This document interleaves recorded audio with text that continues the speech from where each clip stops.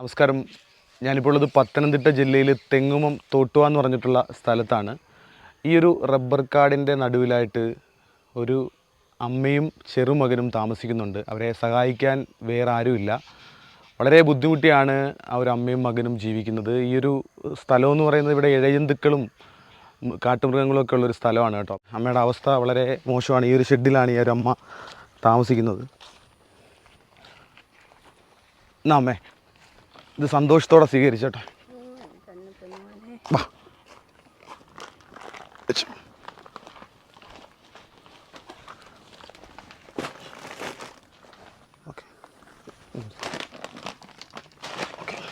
ഈ സ്ഥലം എന്ന് പറയുന്നത് ആനയിടിക്കും തെങ്ങുമത്തിനും ഇടയ്ക്ക് തോട്ടുവ എന്ന് പറഞ്ഞിട്ടുള്ള സ്ഥലത്താണ്.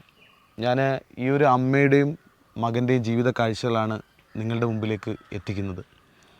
ഇതൊരു റബ്ബർ കാടിൻ്റെ